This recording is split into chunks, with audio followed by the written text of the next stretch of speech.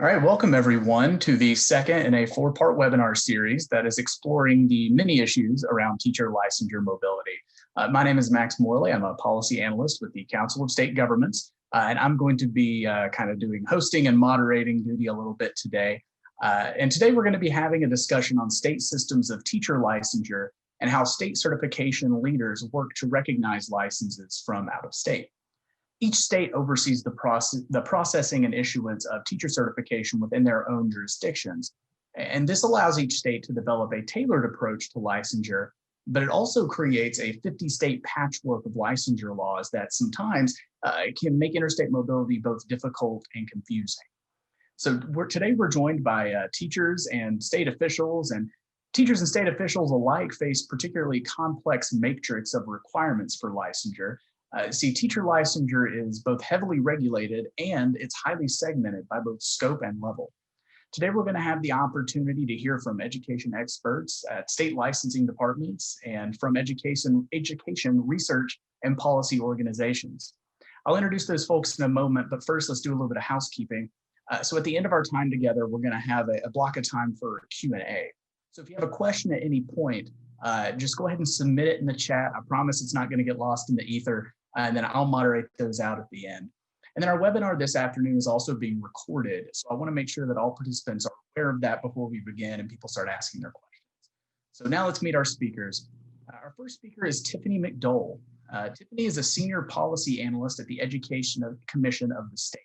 And in this role, Tiffany contributes to a variety of policy issues, and she brings more than a decade of experience working to improve teaching and learning, including working at the Tennessee Department of Education and as an advisor to education leaders while at Tennessee Department of Education. Tiffany began her career as a fifth grade teacher and is passionate about ensuring that all students have access to an excellent education.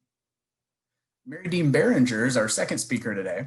Mary Dean is an education consultant with the National Association of State Directors of Teacher Education and Certification. You probably know them as NASTEC. She retired from the Council of Chief State School Officers in 2017 after managing the organization's portfolio supporting the transformation of state education workforce systems. Prior to joining CCSSO in 2011, Mary Dean was Chief Executive Officer at the All Kinds of Minds Institute in North Carolina.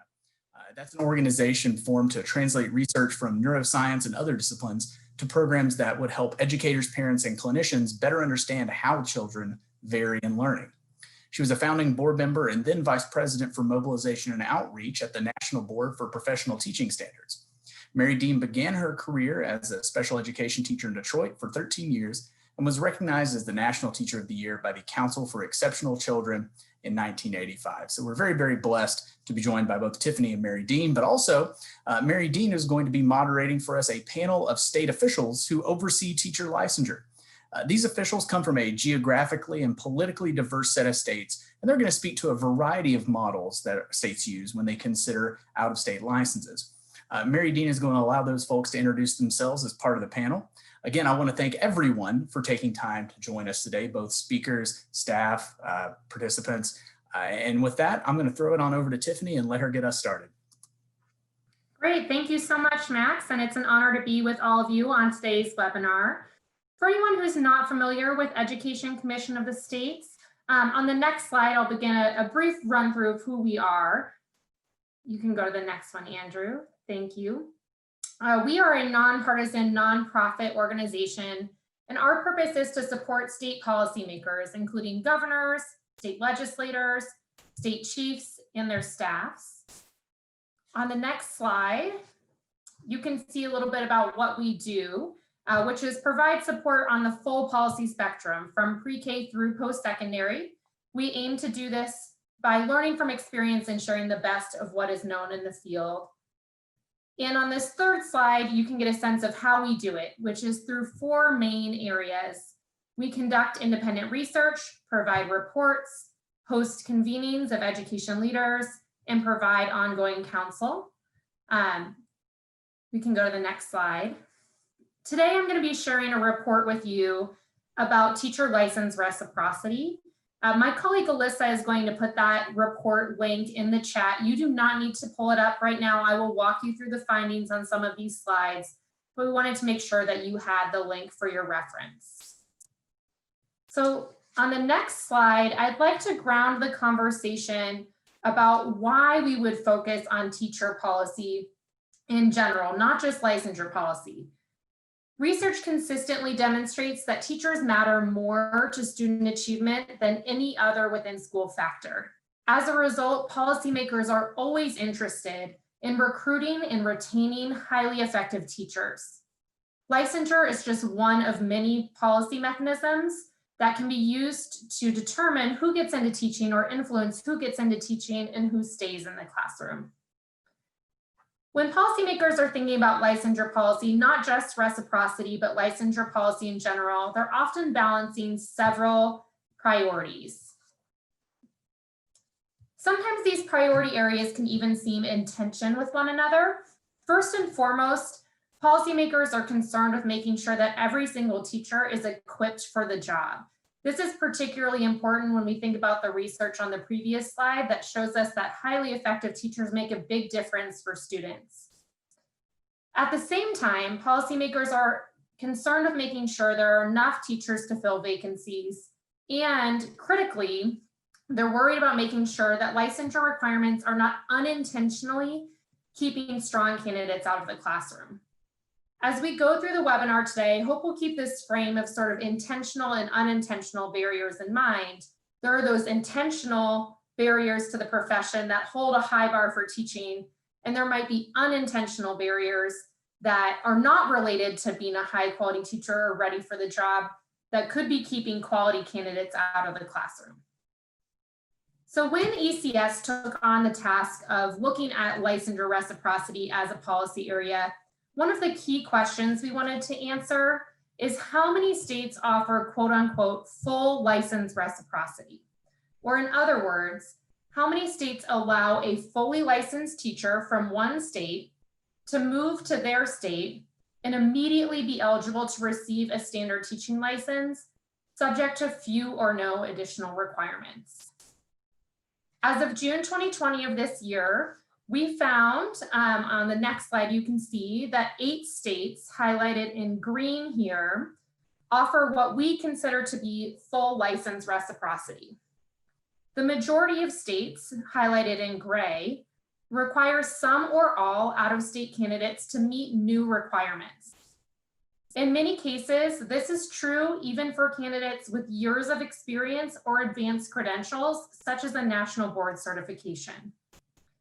To better demonstrate what those additional requirements or common barriers look like, let's take a look at 2 of the most common that came up in our study: required assessments and additional coursework or training.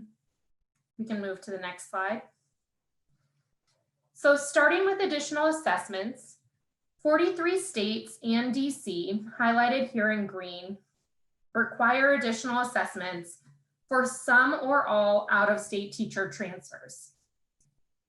As a reminder, these are additional assessments. As the teacher candidates moving into the state almost, were very likely or almost in every case, had to take some type of assessment when they started their teaching career, wherever that may have been. You may notice that there are a couple of states we coded on the previous slide as offering full reciprocity that are in green here as requiring an additional assessment. I don't want to get too deep into the state specifics, but that's usually the case if that state may have had a requirement for teachers that didn't have a full license upon moving to the state, or they require assessment, but not right away. Next, let's take a look at additional coursework. On the next slide, you'll see that 31 states require additional coursework or training for teachers moving into the state. There is a wide range of the type of coursework that states require for transferring a teacher license. Anything from understanding that local state's constitution to understanding a specific type of reading pedagogy. And some of our state representatives might speak to their specific state requirements today. What's not readily apparent on these maps, though, are the types of efforts states are making to exempt certain candidates from the overall requirements of transferring a license. On the next slide, we'll look at 4 types of exemptions that came up as really common in our overall report and study. The first is that some states offer an exemption to teachers who meet established experience requirements, such as teaching 5 of the past 7 years or having 3 years of teaching experience. That is defined at the state level for the receiving state or wherever the teacher is moving to. We also saw that some states will offer an exemption to a requirement for teachers who can demonstrate evidence of effectiveness. Again, how that evidence of effectiveness is defined at the state level, and there's a lot of variation in how that's defined. We also saw some exemptions for teachers who might hold advanced credentials. And a growing number of states are offering exemptions or expedited service for military spouses, who we know are one of our most mobile populations of teachers. In addition to these common exemptions, we also studied common barriers to transferring a license that are often unwritten or not found in state policy. The first is just the challenge of finding reliable information. As I'm sure you all have heard from my presentation today, the landscape of teacher licensure and license reciprocity is complicated, and the burden of finding reliable information almost always falls on the shoulders of the individual teacher moving from state to state. They have to not only understand the particulars of the license they have from the state they're leaving, but the particular licensure system of where they're moving to, including which exemptions they might be eligible for, what evidence is needed for those exemptions. And teachers tell us all the time that finding reliable information is a big challenge for them when they're moving. The second common barrier is cost, monetary cost. We spoke today about how common additional assessments and additional coursework can be. As I'm sure you've assumed, those are usually not free requirements. So for teachers who are more mobile, who move more often, these costs can really rack up. And that, of course, has a more disparate impact on our teachers who may have fewer economic means, including teachers who are younger in their careers. The third sort of unwritten barrier is the challenge of time. Not only the time it takes to fill out a licensure application, but the time it takes for that application to be processed, and whether or not that timeline matches up with the timeline for hiring within a local school or district. Many teachers cite months or even years of lost income if they have a long processing time for moving their license, or if that timeline prohibited them from being hired in an open position. Before I hand it off to our great panel today, I want to just conclude by giving you a sense of some of what we know from the research about the impact of this overall landscape.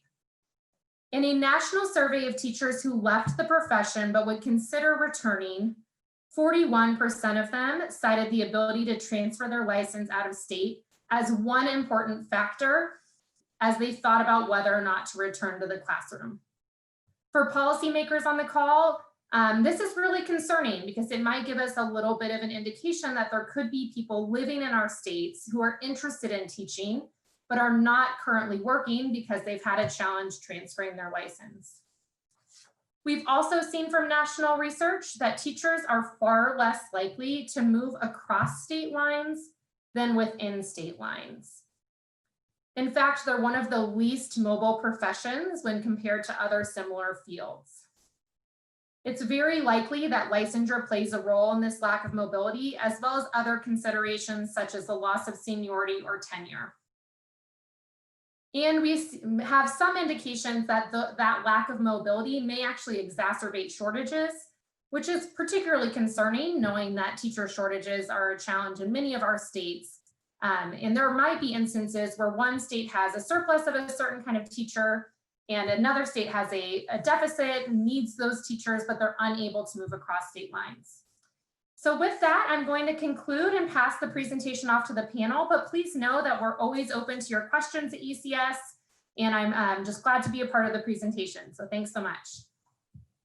Tiffany, thank you so much. And hopefully we'll be able, as we host this, we'll be able to host a lot of that information Tiffany provided us alongside it so that that's accessible to you all as well as you want to reference back to this. Now we're going to throw it over to Mary Dean Behringer, who's going to moderate a panel of state licensure leaders. Mary?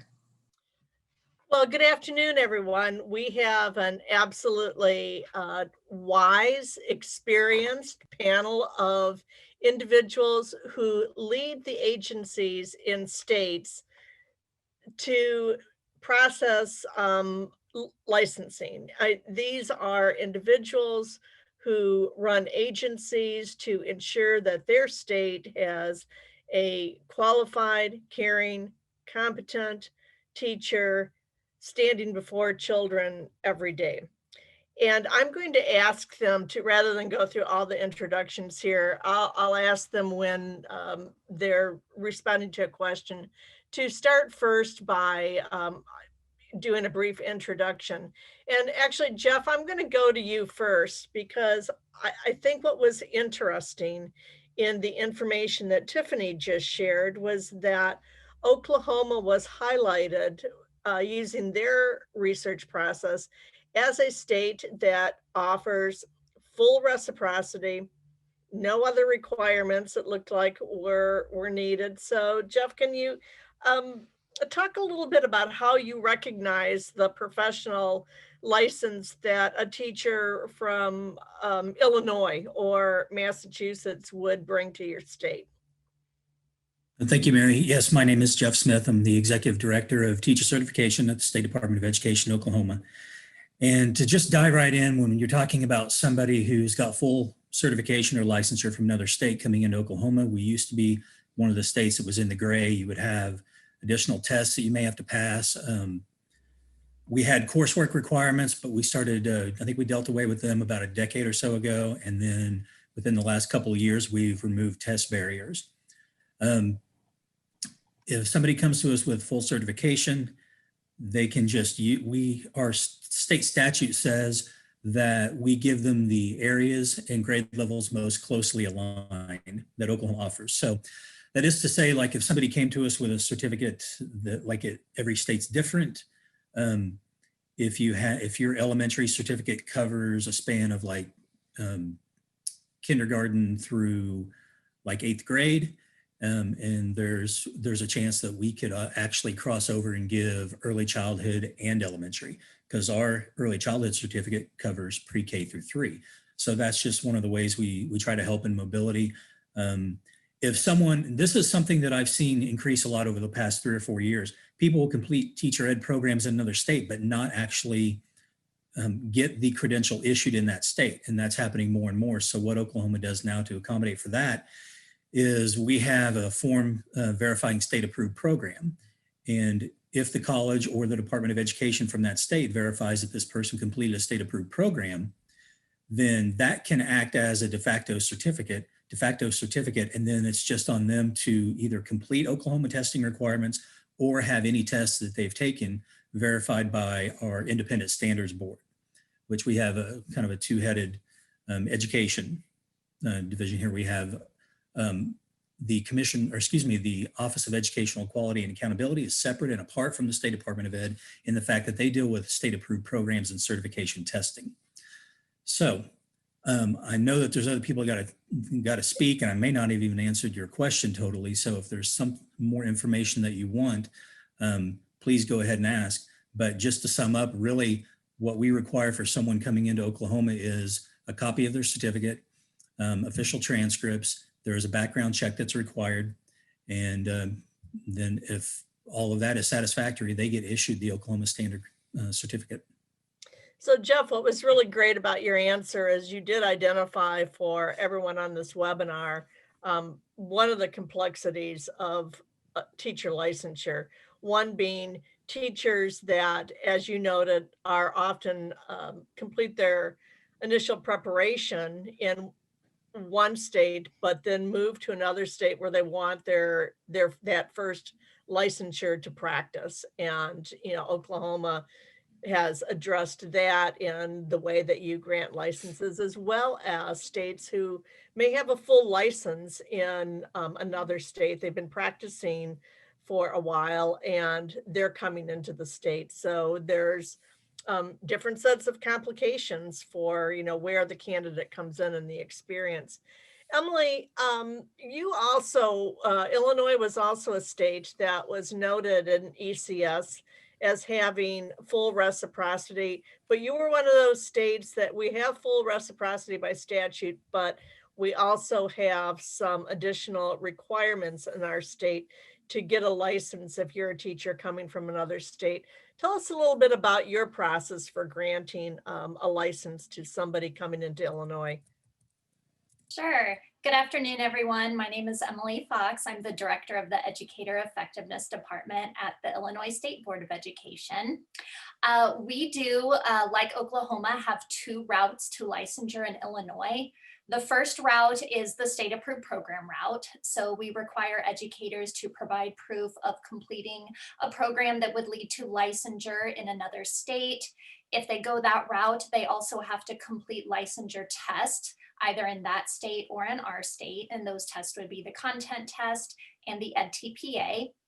We do allow the EdTPA to be waived with 1 year of teaching experience and a proficient or higher evaluation rating.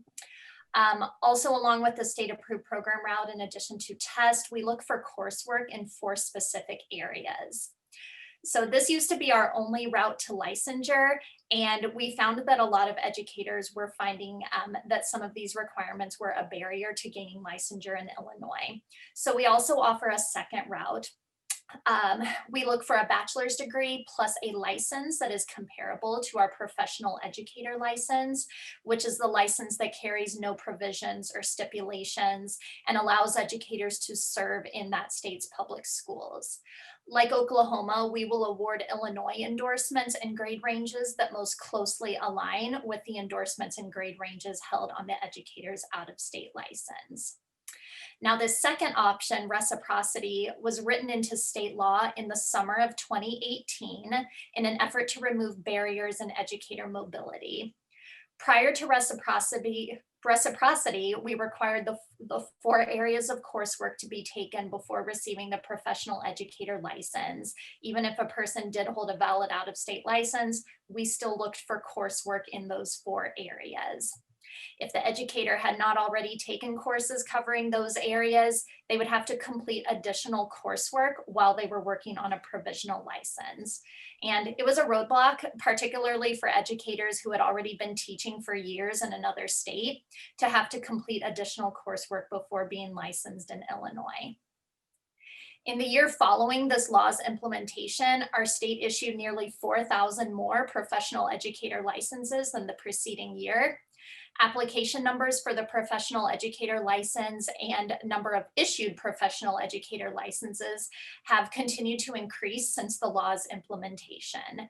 And kind of the backbone for wanting to remove these barriers to mobility is to address the teacher shortages that we see in Illinois. We currently have more than 4,800 unfilled positions. So reciprocity was seen as an effort to remove some unnecessary roadblocks to educators who wanted to come to Illinois and teach. Thank you, Emily. And it was a great example of what Tiffany was explaining, how policymakers have this balancing act of, not wanting to have barriers for qualified teachers to come into the state. But at the other part of that is, ensuring that the teachers that are in your state are well equipped and have some public assurances about the quality that they have. Chris or Emily, you've got a couple of chat questions to you, so you might want to look at that, because I want to turn, Mary, I'm going to cue you up for this, because I think that both Emily and Jeff have also begun to highlight the differences in each state when a teacher is trying to think about moving from a home state to another state. And you're in California. I can't even imagine the number of things that you process. But what are some of the challenges that your agency faces and that teachers face in coming with a professional license and wanting to get a license to practice in California? Thank you, Mary Dean, and hello, everyone. My name is Mary Vixie Sandy. I'm the Executive Director of the Commission on Teacher Credentialing in California. We're a standards board with responsibility for licensing the education workforce and accrediting their preparation. About between 20 and 25% of the new teachers we credential every year come from out of state. So this has been a big area of interest as California and many other states continue to face chronic shortages. Removing barriers for out-of-state teachers has been a high priority for our legislature. So we've been living with a new, instead of doing a one-by-one analysis with every state to determine reciprocity, our legislature decided, no, we simply, if a person holds a credential, a full credential from another state, they can come to California. If they're national board certified, they earn a clear credential. It's professional. There are no other requirements for them to be certified in California. We have a dividing line between that's around experience. So anyone fully credentialed with less than 2 years of experience must complete a new teacher induction program that is offered while they're in the job. They can get a credential and begin teaching immediately and then complete that requirement. If they have more than 2 years of experience, they don't have to go through induction programs. But they do, if they come with an English learner certification and preparation and licensed to teach English learners, their pathway is very clear to work and just become part of our teaching workforce. I'd say our biggest challenge from other state prepared teachers is this issue of English learner preparation. About 20% of the students in California's public schools are designated as English learners, and up to 2.5 million of the students in our schools have English as the language they speak primarily at home. So this is an area that the legislature is really privileged for holding out-of-state teachers and every teacher in California to be prepared to work with our English learning population. That I would say is probably the largest issue that out-of-state teachers face coming into California. But again, bottom line, if they come in with a full credential, they can begin teaching and complete these additional requirements, either induction or English learner certification while they're working. Some also come in without basic skills testing verified, and they also are given the opportunity to meet that requirement within 1 year. Those are the three big issues. Thanks, Mary. Let's go to the other coast, Bryan, Massachusetts. All right, thanks, Mary Dean. Yeah. Oh, go ahead, sorry. No, go ahead, right. All right. So Brian Devine in Massachusetts. I'm the Director of Educator Licensure here at the Department of Elementary and Secondary Education. So Mary just touched on something that is an issue for our out-of-state applicants, which I'll get to in a second. But we have signed the NASDAQ Interstate Agreement. So we would accept any educator coming in from any state within that NASDAQ Interstate Agreement. They would need to, there's two exceptions, school nurse and school psychologist though, because they need to have a Massachusetts RN license, and on school psychologists, we're looking for the national program. But we would require them to pass our MTEL tests here in Massachusetts. And tomorrow, our board is actually voting on a pilot related to the MTEL testing program, where we will be piloting, hopefully piloting some alternative components to the MTEL testing, including being able to accept the basic skills test from another state or jurisdiction. So like the Praxis test, for example. So that would provide some relief. We do offer a temporary license to out-of-state candidates that have at least 3 years of experience, and that can be any license that they hold. It doesn't have to be a license equivalent to our initial license, which is the license that we would consider to be like a full-fledged teaching license and not like a permit or emergency credential. So any 3 years of experience, they get eligible for a temporary license, which is good for 1 year of employment. But like Mary was just talking about with non-native speakers and English learners and so forth, several years ago, through encouragement, I'll say from the Department of Justice, we created a sheltered English immersion endorsement, which is a requirement for everyone earning their initial license, particularly in a core academic area. So we have areas like elementary, math, early childhood, moderate disabilities, science fields. Those are, history, social science. Those are considered your core academic areas. So a teacher coming in from out of state, regardless of whatever credential they would have, in addition to needing our test, would also need the SEI endorsement. So after they pass the tests, even if they had a temporary license first, they could get eligible for a provisional license, which is something we would view that to be like a permit type of license. It is valid for 5 years of employment, and then during that period of time, they could get the SEI endorsement. We do not yet have reciprocity with SEI. And I know states like Florida, Texas, Arizona, California, and perhaps others have a similar type of credential. So definitely something for us to look into down the road. Eric, in Tennessee, and then I'm going to you, Rob, in Kentucky, because both of you are in states that border a lot of other states. And I can imagine that this is a heightened issue for both of your states in teachers wanting to come in from, they may even live in another state and want to teach in your state. So how are you helping teachers who hold a professional license in one state acquire that same kind of license to practice in Tennessee? Eric, I'll go for you first. Thanks, Mary Dean. I'm Eric Olmstead, Director of Licensure and Operations at the Tennessee Department of Education. Though national board certification does reciprocate in professional licensure in Tennessee, educators coming to Tennessee with a full valid professional license from another state face the challenge of being issued an initial level license. And they have to present qualifying scores on professional content assessments in order to renew or advance that 3-year license. While our state doesn't charge fees for initial issuance, which is helpful in terms of getting folks to apply for Tennessee licensure, those assessments, do form an expense barrier for them in terms of maintaining that certificate, especially if they get licensed before having a job in Tennessee and maybe want to maintain that license for, potentially teaching in Tennessee in the future. Our State Board of Education, which is the policymaking body in Tennessee, the department is the implementing body, did recently lift the requirement for assessments being required upfront for those holding a professional license in another state. So we are, taking steps towards a more true reciprocity. And last legislative session, we saw proposals to enact professional to professional reciprocity, which we expect to be introduced in the next legislative session. We also have initial level licensure pathways for those that have just a valid initial level license in another state, but verifying program completion with the educator preparation provider is what's required along with that initial level license in order to give them an equal initial level license in Tennessee.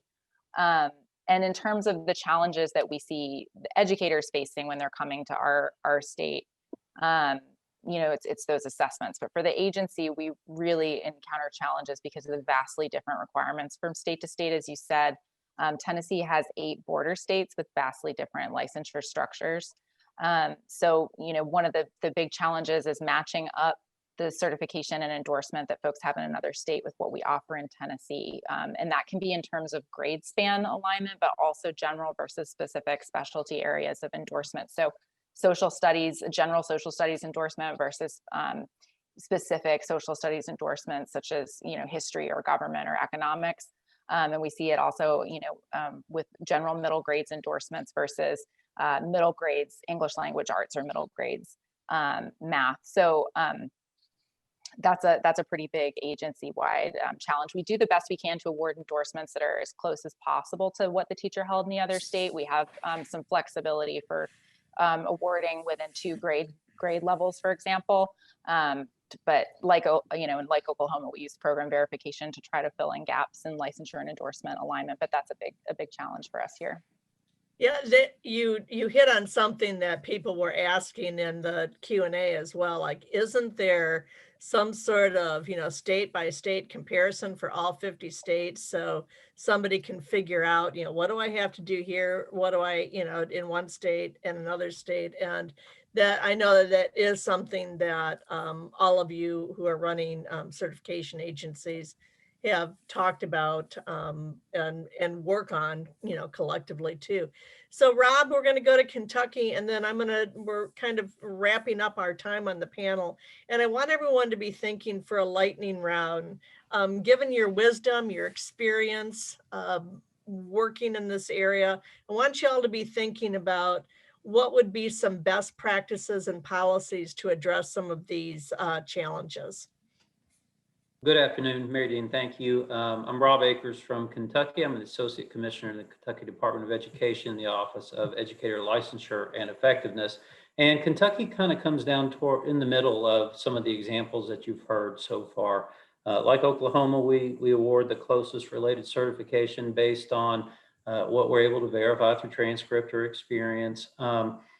We don't require additional testing if you have 2 years of experience and you have completed a program. However, we do not award certificates to folks who have certified via test only. If that were to occur, we would have to connect that candidate with one of our EPPs to engage in a proficiency route to see what would need to happen to be able to earn a certificate and be able to start teaching, but we would not grant just based on testing. If a candidate comes from an alternate route to certification and they have 2 years of experience, we will award the full professional certificate on that. And one of the challenges that we faced, we were one of the states that still hung on to requiring a rank 2/masters of all of our teachers within 10 years. And then they all had to show progress within the first 5. That caused a lot of folks to leave our state and drive across state lines to work in other states. And it became a hindrance in recruiting teachers to come and work in our state from over state lines. So our Education Professional Standards Board waived that in 2018. And I feel like that's been a better recruitment retention strategy for our whole state. So Rob, I'll start with you since you're up on the screen with the question I wanted to close out the panel with, and that is, thinking about, I mean, we talked a lot about with all the systems, challenges that agencies have, challenges that teachers have. So if you could wave, your magic policy wand and, offer some, new practices, best practices in policy to address some of these barriers and challenges to teacher licensure, what would you like to see in teacher licensure policy? In Kentucky, I would like to see us remove some barriers to folks who have stayed out of the profession for a while, maybe to raise a family. We have renewal policies that you have to have taught within 3 of the last 5 years or taken 6 credit hours. And the 6 credit hours don't even have to be in education. And we have numerous people who stay home and raise families and want to come back to school and work on that school schedule with their kids. And we have way too many barriers up for that in Kentucky. And I would imagine that's probably true in every state that, for those teachers returning in your state, even if they've been licensed in your state, but have been out of practice for a while, that in terms of the commitment to building a strong workforce in your state, that certainly is something that to look at. Mary, how about you? In particular, let's focus on increasing teacher mobility and reciprocity. You're on mute. I spend enough time on Zoom that should just be automatic, but forgive me. If I could wave the magic policy wand, I would say, first of all, let's promote and recognize national board certification as a high quality bar, and let that be the thing we encourage and support teachers to reach across the country. Secondly, I think testing and all the different ways in which we hold for testing, it just makes this overly complex and challenging. I would say we should allow for the performance assessment work that many states are using for certification to count for things like basic skills. And those would be 2 big things that I would recommend. Let's eliminate what is really unnecessary for quality teaching, and focus on some key quality indicators. And these 2 performance-based assessment metrics, I think, give us something that we could all hang a hat on. Eric. So on the quality front, we already offer no fee licensure applications and issuance. I think we're one of the 2 states left that don't charge for licensure, which just certainly expands our applicant pool, but it may or may not impact educators actually coming to Tennessee or quality. But simplified application processing due to something like an interstate compact could expedite processing times and could result in a faster licensure decision and issuance. Certainly continuing to remove the barriers of upfront assessment so that assessment timelines aren't a barrier to teachers being able to get credentialed, at least initially for employment, I think can have a big impact.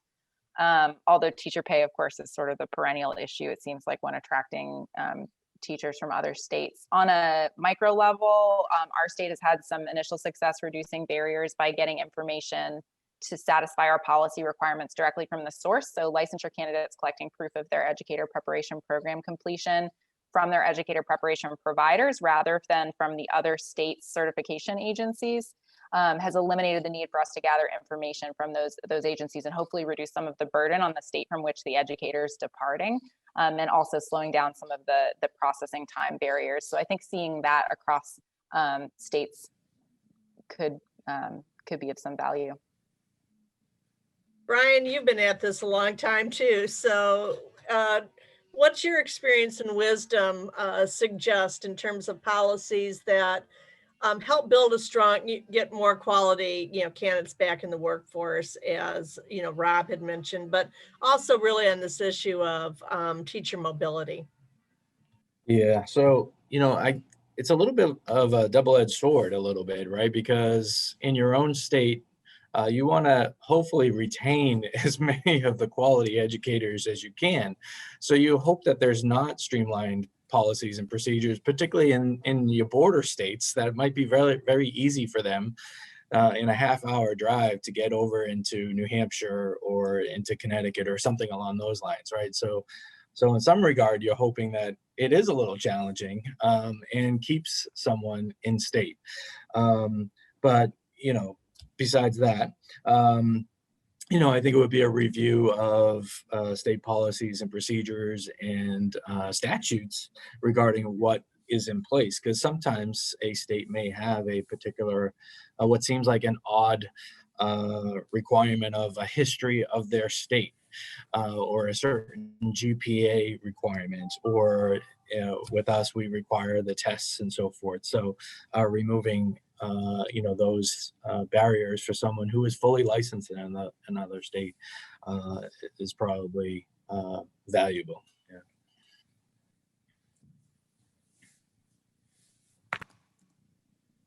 Jeff, what do you want to add to our conversation from your experience?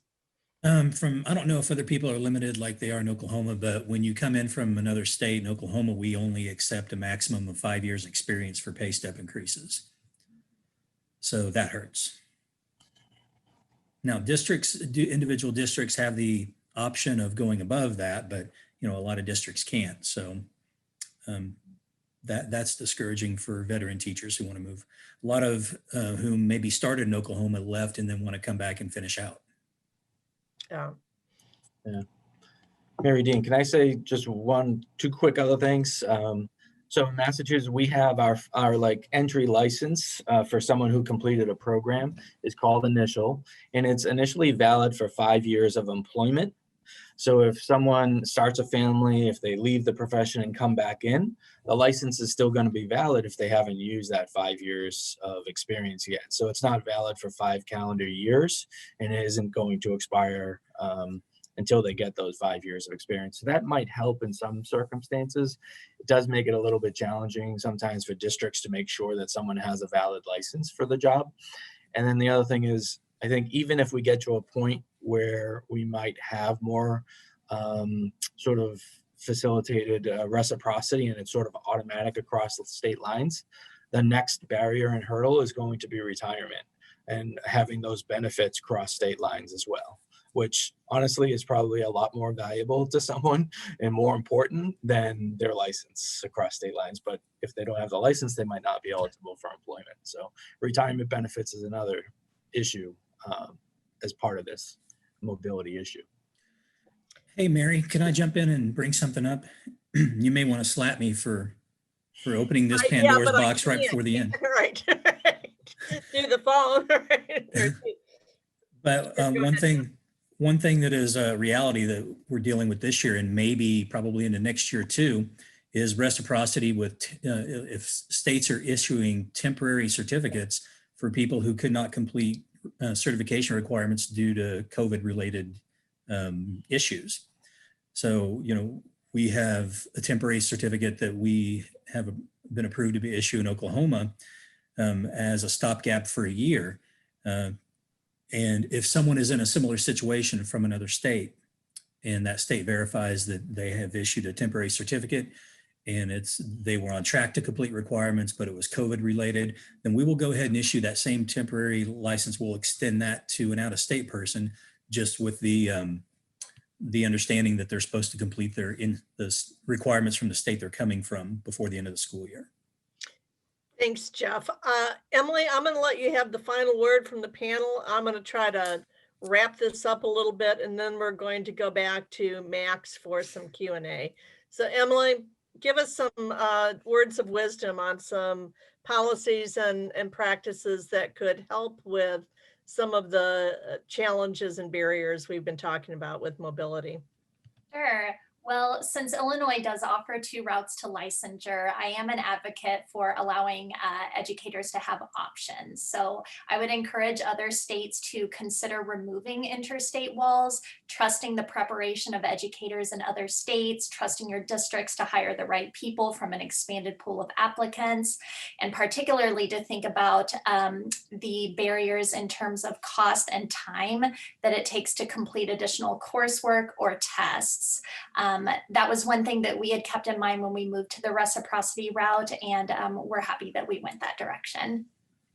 Well, I want to thank all of you for stimulating some great conversation in the chat box, as well as offering all of your insights and just providing us a glimpse into how complicated teacher licensure is within a state, the differences between states. There was a comment that one participant made, Travis, who said, you know, it just seems like ciphering all of this out in each state is, you know, such a challenge. And Tiffany did identify that early on, that from teachers, getting the information so you know what to do is a huge challenge. So one of the things that we've been doing as a group is really starting to explore what can an interstate compact do. You know, a compact that we have the NASDAQ interstate agreement, but an interstate compact like other professional occupations have that really do grant you permission to practice with an acceptance of states that sign this agreement.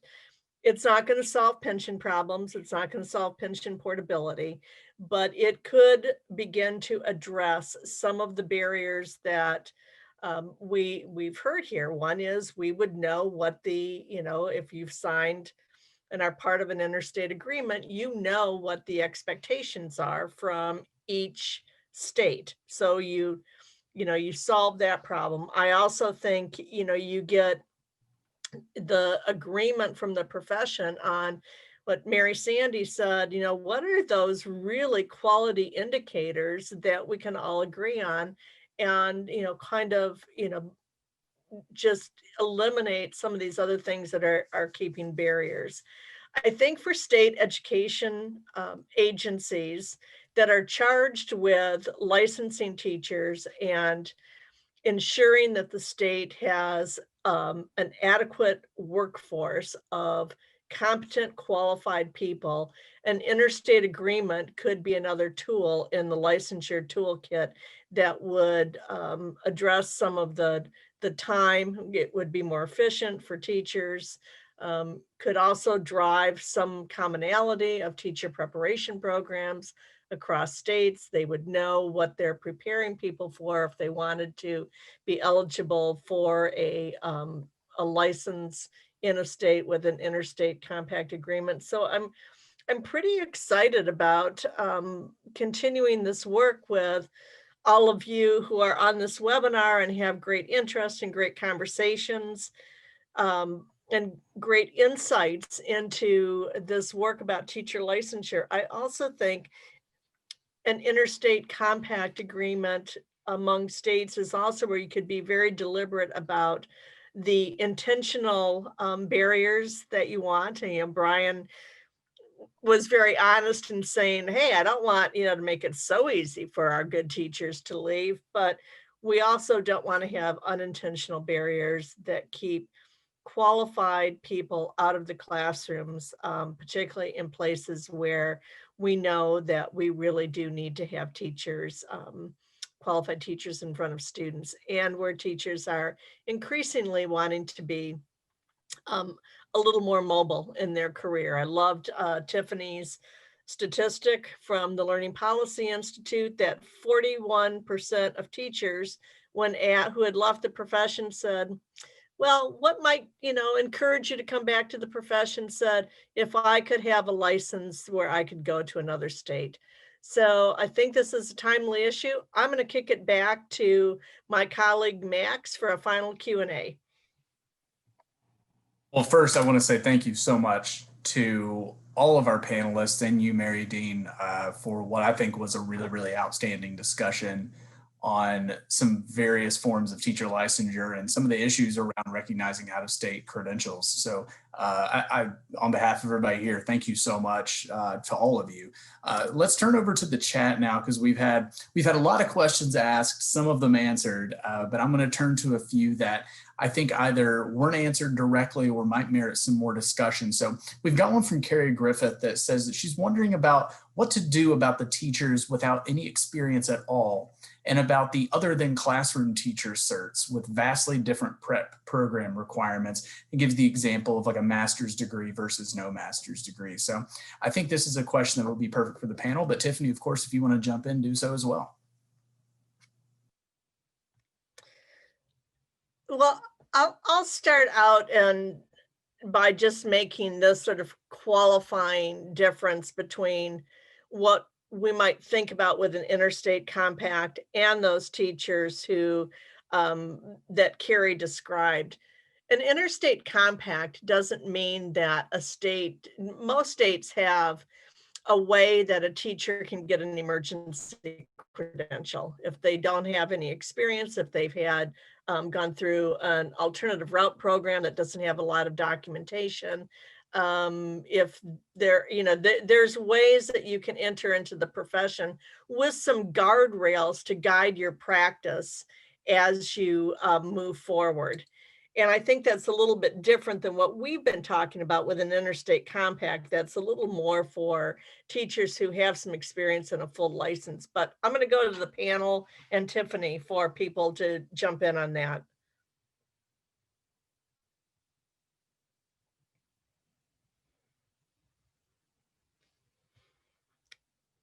Because I know there's someone really smart on that panel that can jump in. Well, so Mary Sandy from California. I'm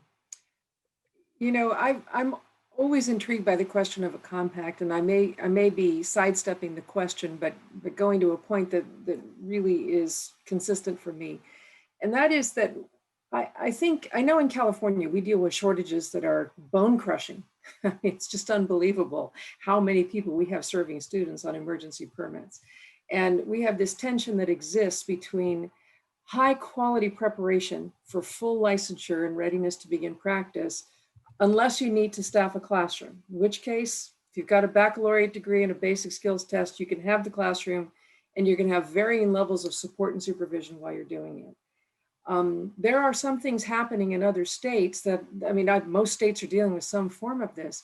There's some requirements in other states that allow a person to become a teacher that we don't recognize in California for reciprocity. It doesn't meet a basic standard for us, like the absence of a baccalaureate degree, right? So I would like to see a state compact, but I'd like to see it focused on how we support teachers to become fully prepared wherever they are, and allow them to merge into our states and provide them the kind of support they need to reach that mark if they haven't quite got there. So I'd like a compact focused at a higher water level than, we have to staff a classroom. Sure. Yeah, thank you so much. Another question, just so we can keep get as many in as possible, but I know we're just about at time. Patrick Halliday asks, are there any groups of states that have created fully reciprocal regional licenses?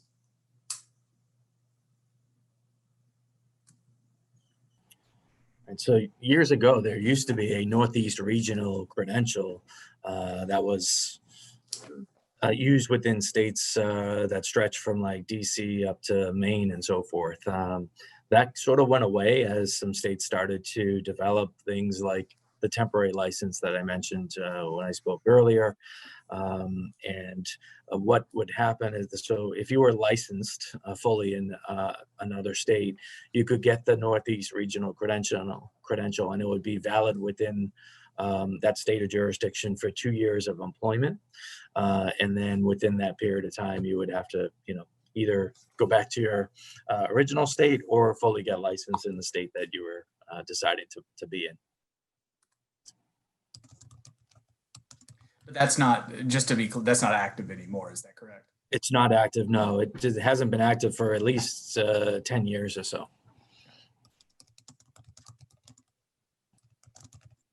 Maybe No Child Left Behind have been an impact as well as to why it went away.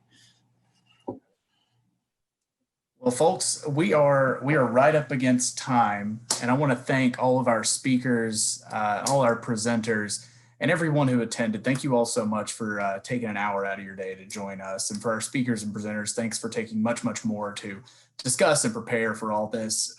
This was, I think, an outstanding hour spent learning about how some states deal with out-of-state licenses and how they work to recognize those for the purpose of their state credentials. So thank you so much. I do want to remind everybody on the call that this is part 2 of a 4-part series. So be on the lookout. We will push out flyers for the next 2 webinars as well. There'll be one each of the coming months, so one in November, one in December. So be on the lookout for those. We certainly would love to have you. Just one last thank you to everybody here. We appreciate everything, and look for the recording. We'll push out the link to the recording of this whole webinar as well, along with some of the resources that have been shared here as well. But thank you so much on behalf of the Council of State Governments and all of our partners in this. We thank you for coming to the second of 4, and we sure do hope to see you at webinars 3 and 4.